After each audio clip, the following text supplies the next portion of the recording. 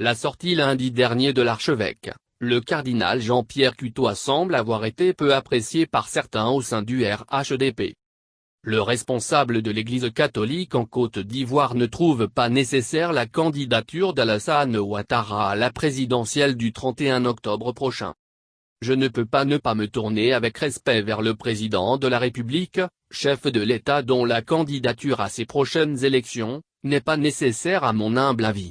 Son devoir régalien de garant de la Constitution et de l'unité nationale appelle son implication courageuse, en vue de ramener le calme dans le pays, de rassembler les Ivoiriens, de prendre le temps d'organiser les élections dans un environnement pacifié par la réconciliation. Comme le dit si bien un adage de chez nous, on ne reste pas dans les maniants pour enlever les maniants, tel est l'avis du cardinal qui, bien évidemment, n'engage que lui et non l'Église catholique.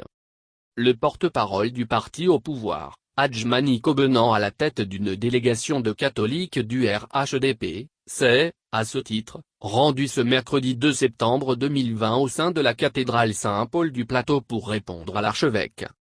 Pour ce dernier, si l'on peut saluer cette démarche, en ce sens que selon le guide religieux, celle-ci consisterait à les interpeller face à la crise que nous vivons, et contribuer à la recherche de voies et moyens de ce qu'il appelle le vivre ensemble dans l'unité, différent du vivre ensemble prôné par le président Alassane Ouattara. Force est cependant de constater et de regretter que votre prise de parole, Minence, n'aille pas dans le sens de l'apaisement du climat social.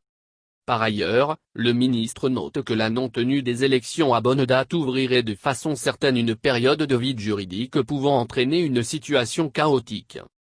Concernant la concertation et le dialogue, nous voudrions respectueusement vous rappeler que ceux-ci ont été menés avec la société civile et les partis politiques et ont abouti à l'élaboration de lois encadrant les futures élections. Ce processus de dialogue politique, piloté par le chef du gouvernement, ne s'est jamais interrompu. Et tout au long de ce processus, une attention particulière a été portée au strict respect de la loi. Notre intime conviction est que le respect de la loi, des institutions de la République et de leur calendrier garantit la crédibilité d'une élection et confère au vainqueur sa pleine légitimité, soutient-il.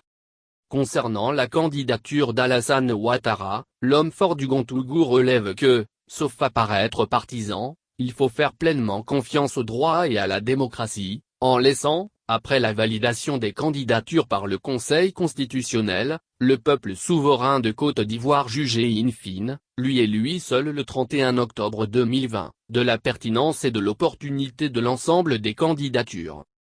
Concernant votre affirmation selon laquelle la candidature du président Alassane Ouattara n'est pas nécessaire, à votre humble avis, nous voudrions vous rappeler que de l'humble avis de très nombreux Ivoiriens de toutes origines et de toutes confessions, cette candidature est celle qui est la plus à même de garantir la paix, la stabilité, le progrès économique et social et, conséquemment, l'achèvement du processus de réconciliation de la nation, a indiqué l'un des principaux tribuns de la coalition au pouvoir. Il rassure le cardinal que, dans le contexte actuel et avec cette volonté avérée de voir le pays avancer, que l'élection présidentielle se déroulera de manière apaisée et démocratique, dans la transparence et en toute sécurité.